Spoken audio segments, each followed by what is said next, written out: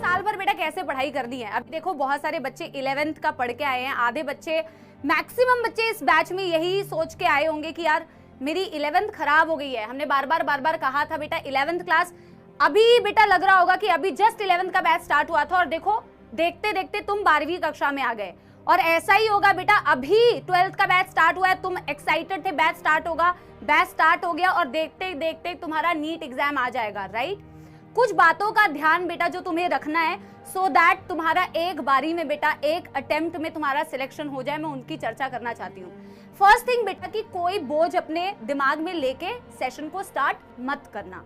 अगर तुम्हारे को लगता है कि 11th में तुम्हारा बैकलॉग हो गया है, 11th तुम्हारी बर्बाद हो गई है, इट्स ओके। तुम्हें पता है कि 12th क्लास के बाद हम तुम्हारे 11th का रिवीजन कराएंगे, ठीक है। तो 11th की चिंता अगर बेटा लेके तुम एक नेगेटिव नोट पे बैच को स्टार्ट करोगे तो ये चीज एक अच्छी शुरुआत नहीं होगी, ठीक है। तो उसको बेटा दिमाग में मत रखना। फ्रेश एनर्जी के साथ में स्टार्ट कर रहे हो, फ्रेश माइंड सेट के साथ में स्टार्ट करना है, ठीक है। मैंने बेटा आपको 11th में भी यही बात बोली थी और मैं अभी भी आपको ये बात बोलूंगी कि कंसिस्टेंसी का बहुत बड़ा रोल है बेटा। अगर आप कंसिस्टेंट रहेंगे और कंसिस्टेंसी के साथ में पढ़ाई करेंगे तो आपके लिए चीजें आसान होगी। और जहां बेटा आपने पहले दिन तो बहुत एनर्जी रहती है दोनों क्लास अटेंड करने के लिए, ठीक है बेटा। और मैं दिल से आपको बता रही हूँ, जेन्युइनली आपको बता रही हूँ, हम जेन्युइनली चाहते हैं आपका सिलेक्शन हो, राइट। तो बातों को बहुत गौर से सुनना, ठीक है। अगर आप बेटा आज क्लास अटेंड कर रहे हैं, 1-2 दिन बिल्कुल कंसिस्टेंसी के साथ में अटेंड करें और बेटा 3-4 दिन के बाद तुमने बेटा ऑन एंड ऑफ कर दिया तो बेटा मौत आएगी, ठीक है, प्रॉब्लम आएगी। वो चीज आपने नहीं होने देना। हाँ बेटा कभी कभी होता है, तबीयत खराब हो गई, कुछ हो गया, इट्स ओके। वो 1-2 जगह पे बेटा आप मैनेज कर पाएंगे। लेकिन अगर आप 12वीं कक्षा की पढ़ाई भी बेटा इनकंसिस्टेंट वे में स्टार्ट करेंगे तो बेटा 11th के रिवीजन के वक्त में ना आपको ये लगेगा कि आपने 12th की भी पढ़ाई ढंग से नहीं की है।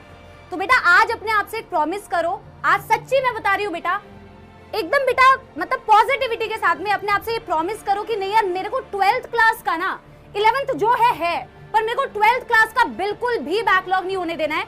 और मैं आपसे प्रॉमिस करती हूँ मैम, और मैं आपसे प्रॉमिस करता हूँ, मैं अपने आप से प्रॉमिस करता हूँ कि यार 12th का मेरे को बैकलॉग नहीं होने देना, ठीक है। रेगुलर क्लास मेरे को अटेंड करनी है, कोई बैकलॉग नहीं होने देना, प्रॉमिस है, ठीक है। दूसरी बात बेटा, दूसरी बात देखो, टाइम टेबल की जब मैं बात करती हूँ तो सबका अपना अपना टाइम टेबल होता है, सब अलग अलग तरीके से पढ़ते हैं। ऐसा कोई हार्ड एंड फास्ट रूल नहीं होना चाहिए बच्चों कि यार मैं 6 बजे उठूंगी, 8 बजे तक पढ़ूंगी, 8 से 8:15 बाथरूम, ऐसा कुछ नहीं है बेटा, ऐसा नहीं शेड्यूल होना चाहिए।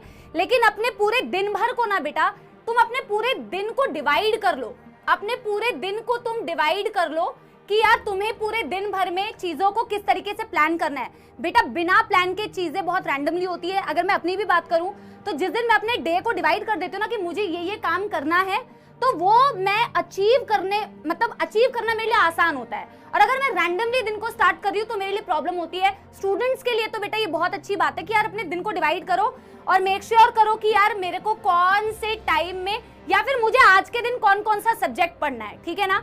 ये अपने दिन को डिवाइड करना है, समझ आई बात बेटा। ये एक आपका बेटा मेन टारगेट होना चाहिए। ऑलवेज मेक बेटा स्मॉल गोल्स, हमेशा छोटे गोल्स बनाओ। क्योंकि बेटा क्या होता है ना, अगर तुम शुरू में ही अपने आप को ना बहुत ज्यादा ओवरलोड कर दोगे कि यार मैं तो सब कुछ कर लूंगी एक दिन में, तो बेटा अगर वो बाय चांस आप नहीं कर पाए ना फिर आपको बहुत दुख होगा, फिर आपको बहुत डिमोटिवेशन आएगी। धीरे धीरे छोटे छोटे गोल्स बनाओ अपनी कैपेसिटी के अकॉर्डिंग और उन छोटे छोटे गोल्स को फॉलो करो। जब तुम्हारे बेटा कुछ टाइम तक शेड्यूल बन जाएगा, तुम छोटे छोटे गोल्स को अचीव करने लग जाओगे अपने डे टू डे मतलब उसमें वीक्स में, फिर तुम अपने पढ़ाई की ड्यूरेशन को या नंबर ऑफ सब्जेक्ट्स एक दिन में जो तुम पढ़ रहे हो उसको बढ़ा सकते हो, पर शुरू में छोटे छोटे गोल्स के साथ में स्टार्ट करना है, ठीक है। तीसरी बात बेटा, बार बार मैंने पूरी 11th क्लास में एक ही बात बोली थी, हमेशा एक ही बात बोलती हूँ। PYQs मैं कराती हूँ क्लास में, मैंने लास्ट ईयर भी कराया था, मैं इस साल भी कराऊंगी। NCERT सबसे ऊपर है NCERT। हम बेटा मेरे क्या सब हम सारे टीचर्स हम अगर बोलेगी मेरे नोट्स में से आएगा तो डेफिनेटली बेटा नोट्स में से ही आएगा क्योंकि नोट्स NCERT के होते हैं, ठीक है। हम सब NCERT पढ़ाते हैं और NCERT को थोड़ा बहुत डिस्क्राइब करने के लिए कभी कभार मैं थोड़ा बहुत अतिरिक्त ज्ञान दूंगी, बहुत ज्यादा अतिरिक्त ज्ञान के पीछे नहीं भागोगे बेटा। मैंने लॉन्च में भी ये बात बोली थी मैंने लॉन्च में भी ये बात बोली थी कि यार अगर बेटा आप क्या नहीं पढ़ना है वो जानना बहुत जरूरी है, डेविएट मत होना। बायो में अगर आप डेविएट हो गए बेटा तो फिजिक्स केमिस्ट्री को टाइम नहीं दे पाओगे, और ये आप डे 1 से अपने दिमाग में बिठा लो कि फिजिक्स केमिस्ट्री की डिमांड टाइम वाइज ज्यादा होगी, बायो की टाइम वाइज डिमांड कम होगी। तो बायो को कम टाइम कैसे दे पाओगे? जब रेलेवेंट पढ़ाई करोगे। अगर बेटा आपको मेरे पे अगर भरोसा है, ठीक है, आपको अगर मेरे पे भरोसा है कि नहीं यार मैम बोल रही हैं और मैम आपके सिलेक्शन के लिए ही आई हैं, रेलेवेंट पढ़ाई करो बेटा। मैंने हमेशा PYQs करा के आपको 11th क्लास में भी यही बताने की कोशिश की थी कि बेटा पेपर कहां से आए देख ले एक बारी, ठीक है। इधर उधर से पेपर नहीं आता, NCERT से पेपर आता है, ठीक है। और नोट्स, अपने खुद के क्लास में नोट्स बनाने हैं। मुझे बहुत ज्यादा ऐसा नहीं है कि आपको रंगीन नोट्स बनाने हैं बेटा, जैसे आप नॉर्मली नोट्स बनाते हो। खुद की पढ़ाई मतलब खुद को पढ़ने में आना चाहिए, बस इतना होना चाहिए, ठीक है। खुद को पढ़ने में आना चाहिए, खुद के नोट्स क्लास में बनाओगे।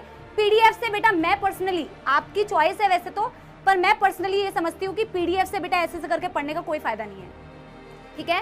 तो आप अपने क्या बोलते हैं खुद के नोट्स खुद बनाओगे, ठीक है। बाकी बेटा छोटी छोटी बातें मैं ना क्लास में बताती रहूंगी, बहुत ज्यादा ज्ञान की बातें तो है नहीं, आपको पता है कि ये बातें आपको फॉलो करनी है बेटा। बस मैं आपसे एक चीज चाहती हूँ बेटा, प्लीज इट्स माय विनम्र निवेदन to all of you, please बेटा नो बैकलॉग, क्योंकि बेटा इससे ना आपको मौत आएगी लास्ट में। फिर आपको ना 11th का जब रिवीजन करने का अच्छा सुनहरा मौका मिलेगा तो आप नहीं कर पाओगे अच्छे से रिवीजन। तो आपने बेटा एक पक्का प्रॉमिस करना है कि बैकलॉग नहीं यार, बैकलॉग की सरगर्दी नहीं।